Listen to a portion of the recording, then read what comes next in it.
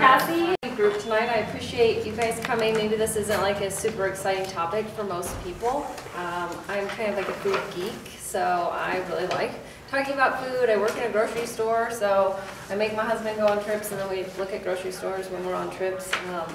But I work here, obviously, at Red Dirt. My name is Megan, and I also work at Hy-Vee. That's my full-time job. I'm a registered dietitian at Hy-Vee.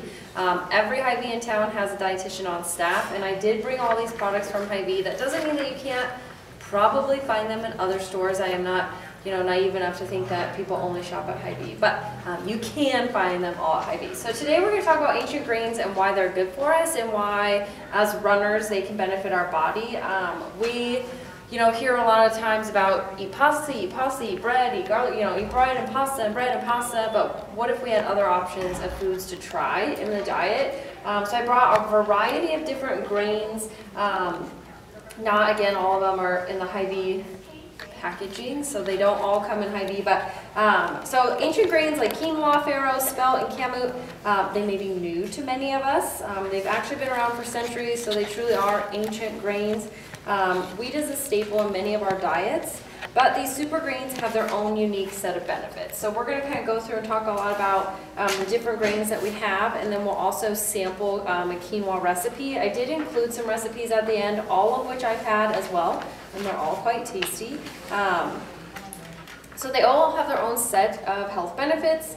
They're generally higher in fiber and protein. So that's one of the biggest benefits that comes from ancient grains, is that they have that protein content, where a lot of the wheat products we're consuming nowadays don't really have that protein content to them. Not that we all need to be on crazy high protein diets. That's not my goal in this, but we do need to be mindful that if we're eating things with carbohydrate, to have some protein to balance it is always good, and if we can get it in one foul swoop, why not make our lives a little easier that way?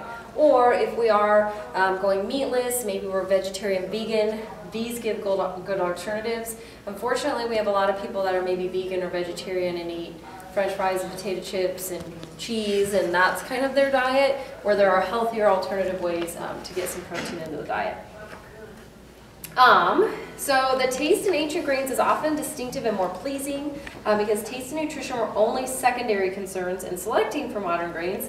Ancient grains are proven to have a surprising flavor and nutrition profiles, and discerning cooks enjoy the challenge of working with ingredients that are new and that offer a whole new flavor experience. So they'll appreciate these type of grains, and they're delicious and nutritious, which is always the goal. A lot of people say to me, oh, healthy food doesn't taste good. It's all unhealthy food that tastes good. I like unhealthy foods, but I do believe that healthy foods do have a good flavor of their own. They don't need to be, junked up with a lot of other stuff. So the first one I have two types of barley. I have a black barley, and this is a whole barley. This is actually a locally grown product. Let's see where this is from Marquette, Nebraska. So I think it's always nice to know where our food is coming from as well. Hy-Vee is working with the Tomato open market, or it's more of a inside farmers market, and they sell lots of locally grown products. So we're partnering with them to try and get more local grown products. So this is a locally grown barley. So yes, even the ancient grains are still grown today. That's how we have them. So the barley, you want to make sure that you're getting the whole grain. So you want to have the whole barley or the whole barley. This is wholeless. But I brought it because it's local.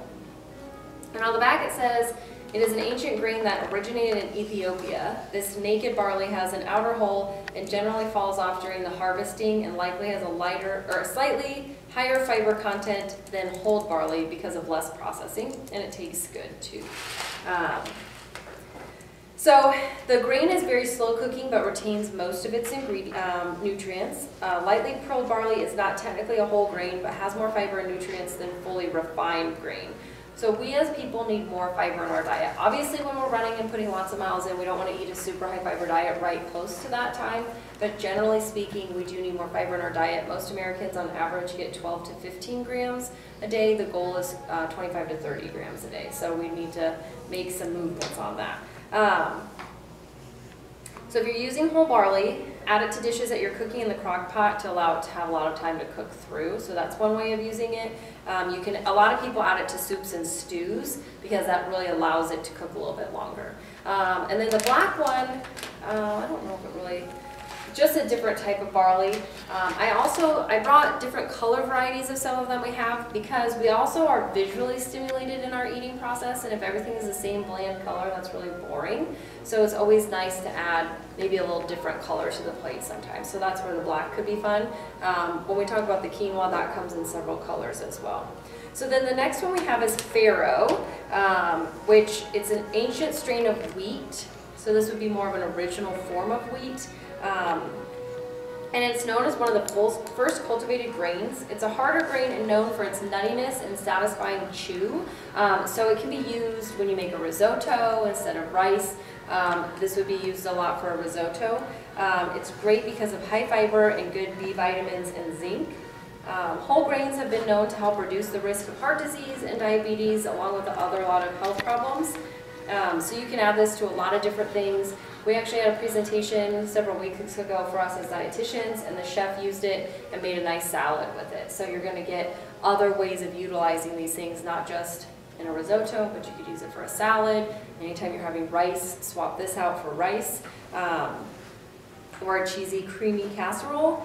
Mix it with roasted vegetables, olive oil, and garlic for a quick cold pasta salad. So if we're trying to step outside the box a little bit, farro is another good option for that.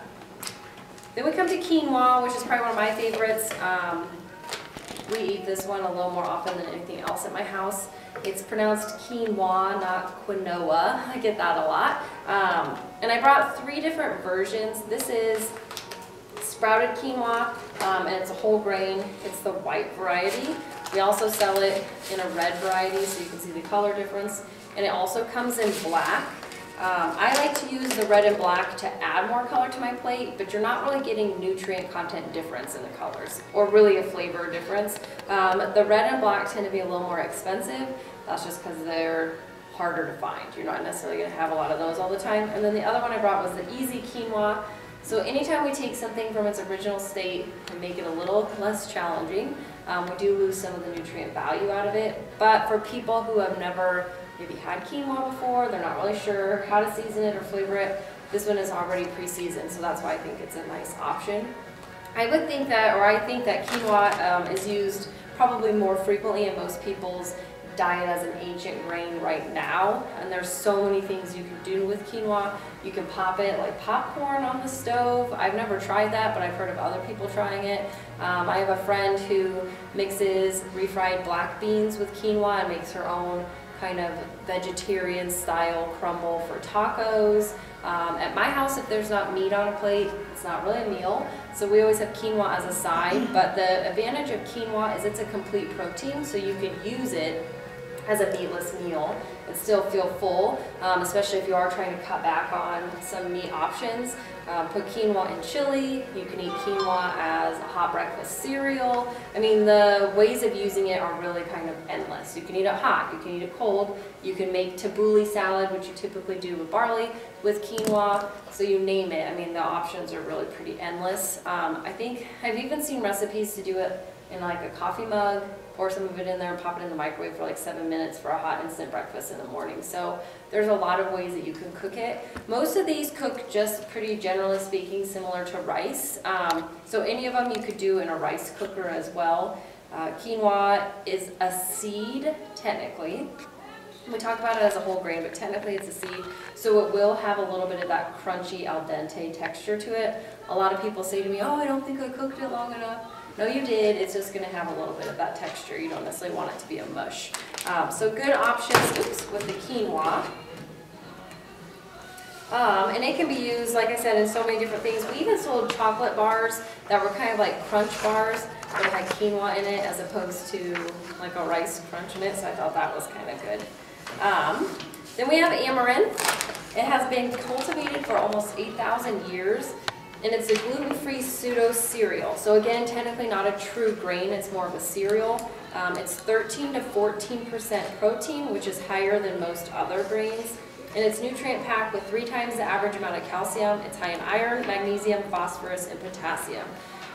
A lot of people are going on a gluten-free diet because maybe they think it's a healthier way of eating or living. As a nutrition professional, I don't promote going gluten-free unless it's a medical necessity, but that doesn't mean that we can't include some gluten-free items in the diet. Or again, if you are somebody that has to be gluten-free, these are much better options than always just eating pasta or rice or some of those other things, because you just don't get as much fiber from eating brown rice pasta or brown rice all the time. These options are going to give you a lot more nutrients and a lot more fiber from them. Then I brought chia. Chia is a seed as well, not technically a grain, and it's the same seed that you would grow a chia pet with. So a lot of people, younger kids don't necessarily know that much about chia pets, but my age and older, we all know about chia pets, right? You're not going to grow a chia pet in your stomach, but if you are looking for an easy whole food way to get more nutrients in the diet, chia seed is the way to do it. It literally can be added to anything and everything you're eating. So if you've never had chia seed, we can sample it out tonight. We can mix it in with the quinoa salad I brought, or I brought some chocolate milk. I know a lot of times in the Red Dirt events there's a beer to go along with the presentation, but I brought chocolate milk instead. So, but the chia seed is great. It's got omega-3s, you're getting protein, you're getting iron, fiber, magnesium. You're getting so much from it, and it's a simple whole food way of doing it. We really absorb nutrients from foods much better than we do from a pill. So the chia seed is a great way to have that whole food supplement. 1 to 2 tablespoons a day. If you're somebody that's on the lower end of fiber, this is a good way of getting additional fiber, but we don't want to go from 0 to 60. Does it make a difference if you grind it or not? I mean, do you get the nutrients if you grind it? So a lot of times they say with chia seed and flaxseed, you should try and grind it because it will make the omega-3s a little more available. I've read it both ways though. So any way you have it, you're getting nutrients out of it. Because the seeds are pretty small, it does take a lot for us to break them down and really truly release all the nutrients from it. But either way, it's going to be good for including it ground or whole, the whole seed. The nice thing about the whole seed is it absorbs liquid and gets gelatinous, and it makes you feel fuller for a long period of time. Some people don't particularly like it if it's not mixed in with a liquid, because then it gets stuck in your teeth. That's kind of my problem with it. So they do sell beverages where it's already in it and it's absorbed the liquid. You can make your own chia pudding without mixing it, just enough of the liquid in it to gel it up. But it's a great thing. If you like flaxseed, this one's even more nutrient rich than flaxseed is. So lots and lots of things that you can do with the chia seed. Again, we're not always going to get every nutrient that we need from food, but if we can have whole food sources for it, that's going to put us in a much better position. And then we have Freekeh. Freekeh is it's an Arabic name that means to rub, because the process of it is they take the young leaf and seed and they rub it, and that's how you get the actual Freekeh to use. I have a coworker who is Israeli, and he's like, oh yeah, we used to use Freekeh all the time for cooking. So a lot of these, again, are not necessarily mainstream American diet, but they are Middle Eastern, African, used a lot. It's high in protein and fiber and low on the glycemic index, meaning that it's not necessarily going to raise your blood sugars as much as certain other things. So if you do have issues with blood sugar control, this would be an alternative way of having some grain in the diet, feeling like you're getting some starch in your meals, but not shooting blood sugars through the roof. The process when Freekeh is made starts when the grains are very young, which helps them maintain the maximum nutritional value, taste, and texture. So this is a much younger grain. It's a little more tender and a lot smaller than even like the farro is. You can see a size difference. Okay. And then we have sorghum. Sorghum is another gluten-free option. I really like sorghum. To me, the texture when you cook it is really similar to Israeli couscous.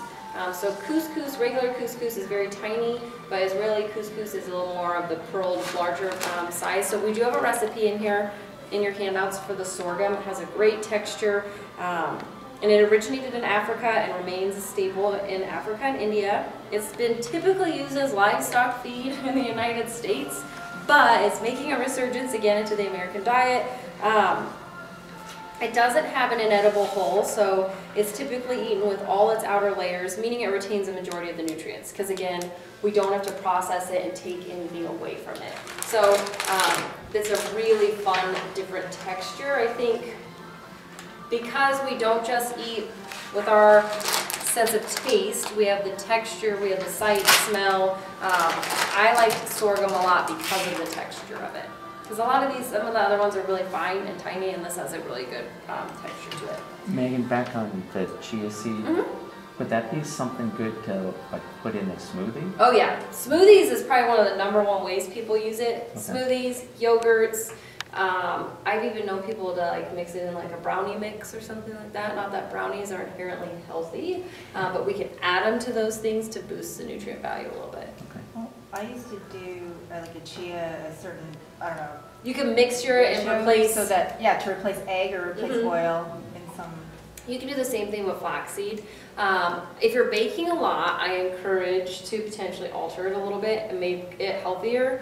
But if you're not somebody that bakes all the time, like I don't bake all the time, because if I did, I would be the only one eating it. But you can do different things with the chia and the flax to replace the eggs or the oil from them because they have their own oil in them. So when you do purchase these, especially like the chia seed, it's got its own oils in it. I encourage you to keep it in the refrigerator because you don't want it to go rancid. So the keeping it in the refrigerator helps it last a little bit longer. But yeah, smoothies are a great way. Sprinkle it on your salad, mix it in your spaghetti sauce, smear it with your peanut butter. I mean, there's no incorrect way of using the chia. Should flax be in the refrigerator too? Yep. Now, if you eat it quickly enough, it's probably not going to go rancid. But if you kind of forget about it, as we've all been known to forget about grocery items that we have in the house, and then you find it and you smell it, that's not always a great thing. We do sell chia seed and flaxseed, as most places do, in a bulk manner, which I think buying in bulk, a lot of people think of big bulk shopping centers, but selling bulk just means we sell it loosely, so you can buy a little bit and try it before maybe you fully invest in it. I also caution people, be mindful of the package it's coming in. These are all really inexpensive packaging. We have some containers of chia seed. That's a really nice round plastic package with a screw top lid, and it costs $10 more than this bag does. So you're paying for that package, not necessarily the product that's in it. It's the same product. So don't be fooled like I was by the pretty packaging of things. But and then I have the millet. I don't know if I printed millet on here. I think I grabbed the millet thinking about the teff. So millet's another grain that we sell. And it says typical grain of Asia. This is also another one that will be gluten-free. It says create nutritious gluten-free dishes with millet and ancient grains from the Far East. It has a mild sweet flavor and quick cooking time, making it a tasty, convenient whole grain addition to any meal of the day. So any of these can be used. They all have recipes on the back. This one has a stir-fry recipe. So anything that you would typically use rice or pasta in, you could swap any of these out and you're going to get a lot more nutrient value from them. The last one I have listed on here is teff. And we actually at my location didn't have teff, but I'm sure you can find it at other places in town. It's about 1/150th size of the common wheat kernel. So it's very, very teeny tiny and typically unknown outside of Ethiopia, India, or Australia. But like most other ancient grains, it's finding a home in American diets. It has a sweet molasses flavor and has versatility as a gluten-free grain. So there is a teff pudding recipe right below it. It's a kind of a darker brown color, even smaller looking, or probably comparable in size to the amaranth. It's very, very fine of a grain. It leads grains in calcium content and is an excellent source of vitamin C, which is a nutrient not commonly found in most grains. It's also high in resistant starch, which is a dietary fiber that can benefit blood sugar control, weight control, and health. So resistant starch is a term that we're going to start hearing more and more as another variety of fiber in the diet. And if we could get more form of resistant starch, again, that's going to help control blood sugar, keep weight management because if we have more fiber, we feel fuller longer. It also helps with colon health because fiber builds a bigger stool and sweeps things out of the stomach and the gut. So all of these are great alternative options. Any questions that you have about the greens that I brought? The recipes that I brought, the recipes in here, the teff pudding is awesome. The quinoa salad with lime and fresh mint, that one's fantastic, and the sorghum tabbouleh, all of those were really good. And then I brought with, I'll grab it out of the fridge real quick.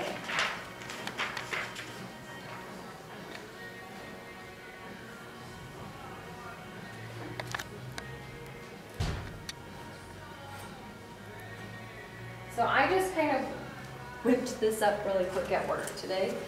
It's quinoa, it's got chopped cucumber, chopped bell peppers,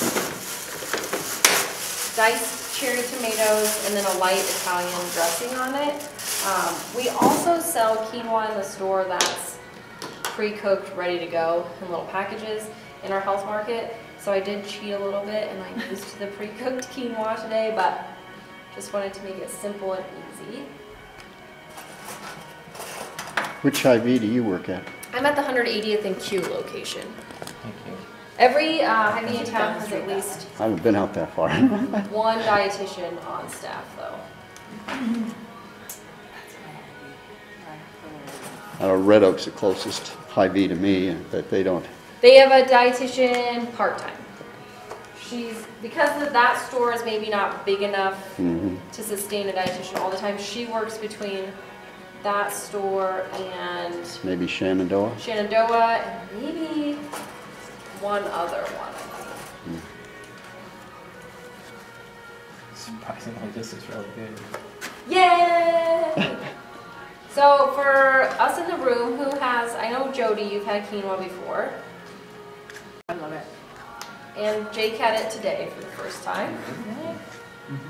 Oops. He kind of looked at it and thought, oh, what is this?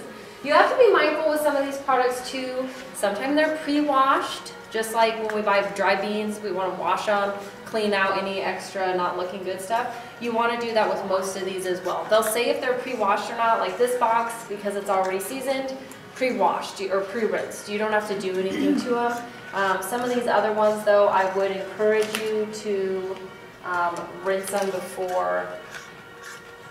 Yep, like this one says, hold underwater until water runs clear. You're just cleaning off any extra stuff from it. So you do want to make sure that you're rinsing them off before you're using them. Colander strainer. Small enough, yes. Yeah. Some of these you have to get a colander that is very, very fine. Otherwise it will go all the way down the drain with it. All your money down the drain. What do you think? You want some more? Oh, you that one? No. Is it that recipe there?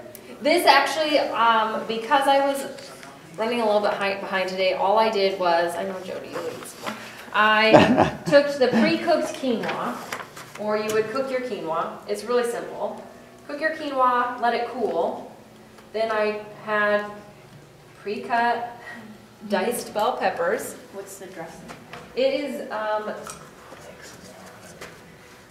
what dressing little. was it? Something we had on our salad bar. I made this as simple as it could today, I think. Thank you. What brand is it?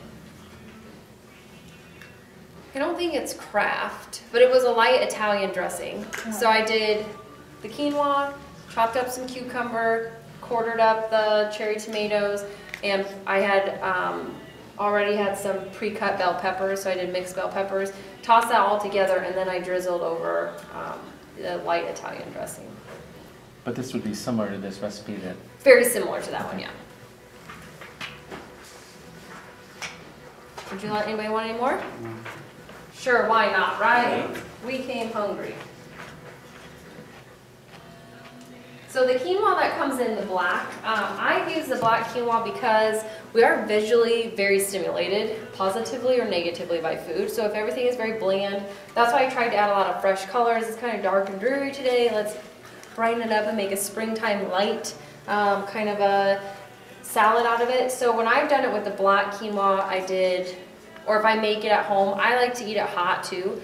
So typically I'll do chopped bell peppers, onion, garlic, and I saute that in some olive oil in the pan, and then I add quinoa and low sodium chicken broth. Quinoa in and of itself is super bland and boring. Just like rice is really bland and boring, quinoa doesn't have like this crazy delicious flavor. So I do cook it in chicken broth just to boost a little bit of flavor to it, or you could do beef broth or whatever. And we had it as a side with tuna steaks and like a green salad. So I had a really colorful plate with the black quinoa and the bell peppers, the red tuna steak, and then our nice green salad to go with it. So we do have to think that if we're wondering why we're dissatisfied with our eating sometimes, it could be that it's just really boring. Like if we have chicken and mashed potatoes and corn, that's visually, maybe it's super delicious tasting, but visually, and I've done that before too, and I get done making it, I'm like, well, this is about the ugliest plate that I could make. So we do have to kind of think about all of the senses going into it. Then the last thing I brought with is also talked about in your packet. It's on the last page. I brought this, it's a newer product that we're carrying. There's lots of commercials out about it. We always talk about too recovery drinks and what should we have post-run or post-workout. Chocolate milk is served a ton when we're at races because it's said to be that perfect 4-to-1 ratio of carbohydrate to protein to help repair and restore nutrients after a workout.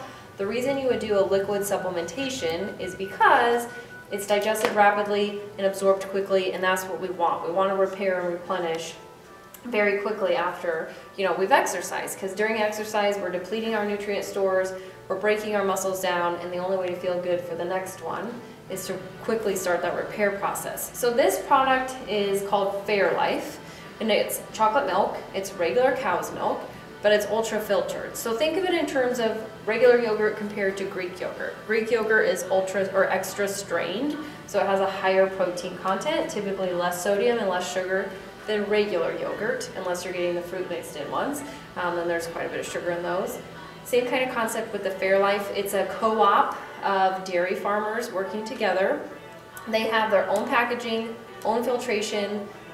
They are growing the food to feed the cows, so they are in control of everything. And you're getting a higher protein, less sugar, higher calcium milk. It's also a lot less lactose in it, so for anybody that's lactose intolerant, most cow's milk they add the enzyme lactase to it, which is what breaks down lactose. This one is just that ultrafiltration, reduces most of the lactose out of it. So this has 19 grams of protein per bottle and 17 grams of sugar.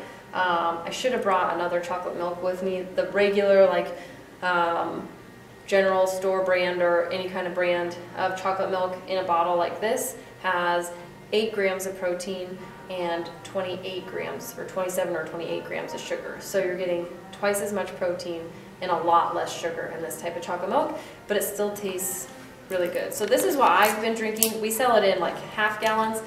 Obviously the price of these things is a little more expensive than your general milk, but that's because they're taking more time and energy and care going into it. So I will buy these, or I've bought like the half gallon of it and just drink a glass of that after a long run. But I wanted to bring it so you could try it. It is very rich and creamy. Oops.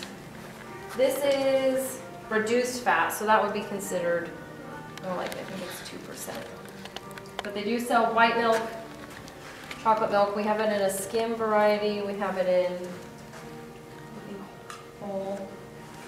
And there's tons and tons of commercials out now about it. I've seen it on the TV and heard it on the radio. Did you try it yet? Well, Rodney maybe let me try it. Made you? Bought like half a gallon. No, Oh. let me. Oh. My husband's a food scientist, so whenever he sees something, it's all about food. I think it tastes really good. It tastes to me just like a regular chocolate milk, but it's a lot less sugar and you're getting all that extra protein. So again, any way that, we don't need to be, again, super crazy high protein diets, but if I can get something that tastes really good and is a better alternative, I think when it comes down to the nitty gritty of food, we should take ownership and make more time to know where our food's coming from and how it's being made and created and if it's sustainable practice or not. And this sound, it's a really great option. You can get on their website, they have little videos for it. So it's another really good option. I think sometimes we glaze over these things. Let's be honest, nobody loves being in the grocery store. I work in one. I don't want to spend any more time in one when I'm done for the day. So we don't always know that there's all these products out there. Where does the sugar come from? Do they add it? Well, milk naturally has sugars in it, lactose, but for chocolate milk, it's going to be added because of the flavor, because of getting the chocolate. So this has sugar in it, not high fructose corn syrup, it's just sugar. But that's in the cocoa for the chocolate flavor. What do you think? I didn't kill you? The dietitian didn't make you eat anything bad today? I don't eat meat, so quinoa would be the one. Quinoa would be the best one because it's the complete protein. The rest of them have protein to them, but they don't necessarily have that complete protein. And when it's a complete protein, it's got all the amino acids that we need that our body doesn't create on its own. So that's where the quinoa is a good alternative. But by including the different varieties of these throughout the day, getting beans, other whole grains, you are going to get the necessary amino acids that you need. It just takes a little more work to be a vegetarian sometimes. Yeah. For my vegan friend, I boil the quinoa in vegetable broth. Yeah. And then I actually throw in frozen broccoli while it's cooking, and then so it's like this flavorful. Yeah. You know, I mean, she's Lori.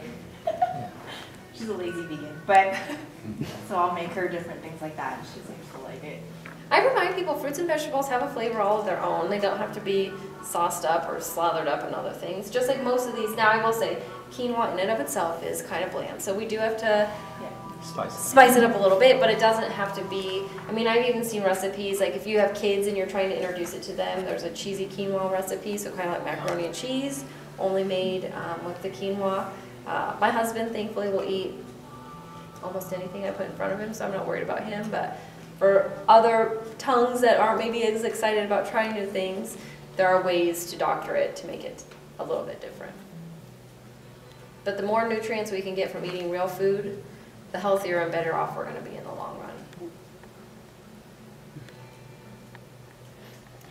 Questions? No, that was very good. You should do one of these on vegetables. Ooh, I could do that. I'll tell Andy that we need to do different vegetables. We could do... 'Cause I'm a person who, I don't like a lot of vegetables, Okay. but you know, maybe there would be something. I think that part of that is from being a kid and being forced to eat the stuff, so now as an I think adult, that's choose one, not to and I eat. think for so long vegetables were eaten like boiled to death, and one, you're losing a lot of nutrients when you boil them, and two, a lot of vegetables do not taste good overly cooked. Like Brussels sprouts taste great roasted or chopped up raw, but they don't taste delicious That's why I boiled. don't eat. It took me a long time to eat Brussels sprouts again, I'm not gonna lie. And I don't love kale, but I think we all have things that we aren't gonna like. But grill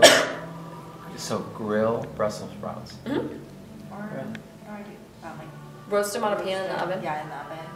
Like I roast beets. My wife Oh. does that with like asparagus and Oh, stuff like beets. that, but I mean, I don't. Makes me eat think that of my stuff. grandmother's root Yeah. cellar. But yeah, you could put them on the grill. One thing that we sell, and I'm sure the other grocery store chains, I'm just a little partial to Hy-Vee, I think that if you're going to eat things that are already pre-cut up for you, spend the extra money. Because no amount of money are we ever going to spend on groceries that you spend on healthcare costs by eating poor diets and having poor lifestyle practices. So I buy pre-cut onion because I cannot cut onion without crying. Like, it doesn't matter. Even if I just open the package, my eyes like start to water. So I spend a little extra money on things pre-cut for me. And we sell a lot of items that can just get tossed right on the grill. They're called, what do they call them? Easy cuts or something like that, where we've taken the time to cut it all up and chop it up for you. Those are the best way, I think, to do the grilling, because then you just toss it on some tin foil, maybe toss it in a little olive oil, salt and pepper, good to go. You don't have to. I do that with corn. Just Yeah. grill corn on the. It's very good. Grilled fruit is fantastic as well. Just brings out the natural sugars in them, like pineapple, peaches. Those are all really good. Am I making anybody hungry? No, I eat corn. Oh, yay, good for you. Big piece of lasagna. There you go. That's my style. Other questions? I think you should do this again, and then we should cook some more other things. Okay. Well, I don't know, you could teach me how to cook it and make it taste good. That's always a challenge. How do I cook it and make it taste good? But most of the time it's It's your simple. husband's job. He works for Connie, right? Yeah. Yeah. Supposed to- Can he fancify some foods for you? Well, thank you guys for coming. Thank you. Thank you. I'm either here or at Hy-Vee, so you'll find me at one of those places.